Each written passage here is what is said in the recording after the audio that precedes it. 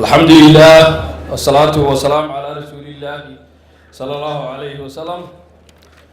مدحوينها جمهورية الصوماليلاند، مدحوينها دولة deegaanka Soomaalida Itoobiya, xubnaha golaha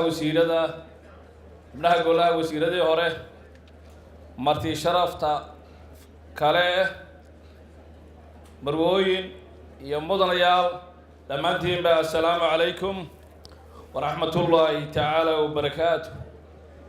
runtii maanta waa maalin taariikhi ah oo aynu joogno inaynu dhagax dhigno isla markaana aynu bilowno mashruuciinta badan aynu sugaynay ee Berbera Corridor.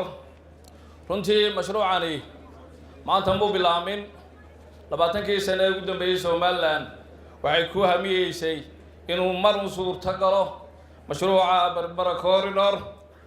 xukuumad ahaanna xukuumadii inaga horeysay ayaa bilowday, annagu waxaanu la wareegnay November 2017 markaasoo la iclaamiyey ciddii ku guuleysan lahayd cidda sameynaysa consultancy-ga ama design-ka guud ee waddada.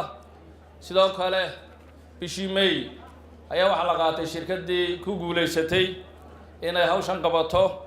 sidoo kale shirkaddii ku guuleysatay bishii December 2018 ayay inoo keentay dhammaan document wixii looga baahnaa. runtii aad iyo aad baan ugu faraxsanahay mashruucaas oo taariikhda leh.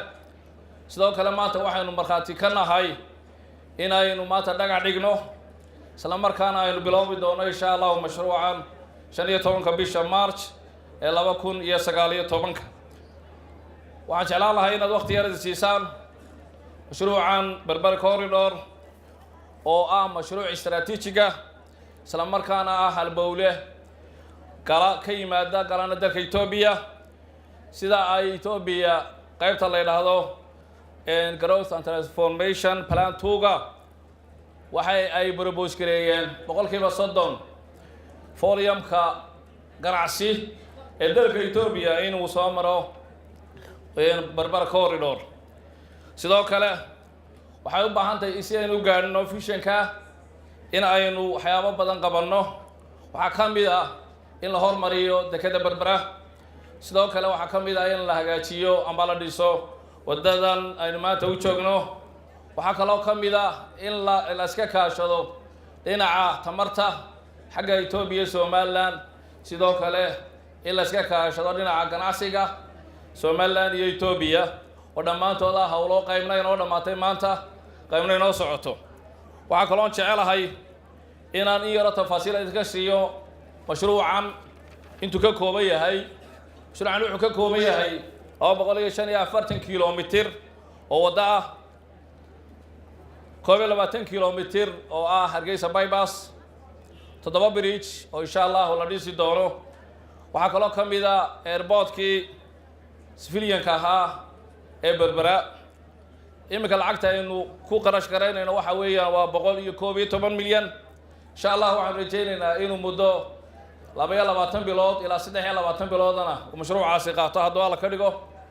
sidaa darteed waxaan jecelahay maadaama oo ay marti fara badan oo ajnabi inala joogto inaan kalmad yar oo Ingiriisi halkan ka idhaahdo si aan ugu soo dhaweeyo.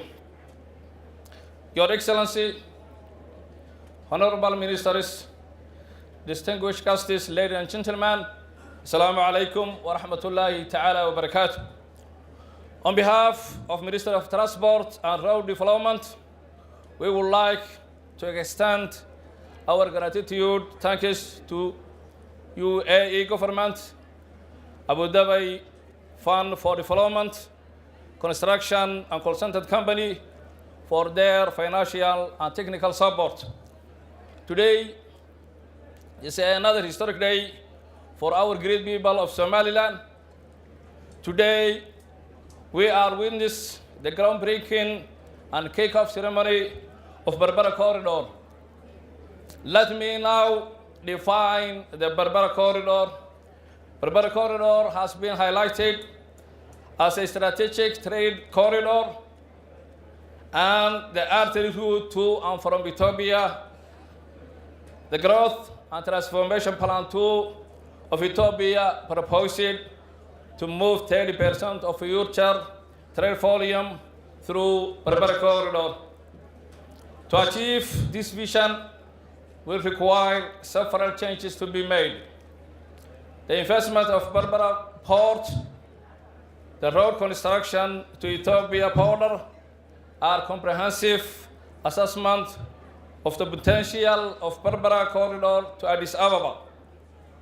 To establish a working and basic corridor functionality, it is important the construction of Hargeisa bypass and permanent river crossing, 7 structural bridges. Our infrastructure will be ready for investors and sharply increase the trade between Ethiopia and Somaliland. There are big opportunities for private sector to deliver solutions in our infrastructure. The aim of this project is to improve the economical development and social integration of the Horn of Africa and countries bordering Lake Victoria. Our youthful population will have access to economical opportunity that lift our country to great heights and maintain our peace and unity. Thank you. Assalamu alaikum wa rahmatullahi wa barakatuh.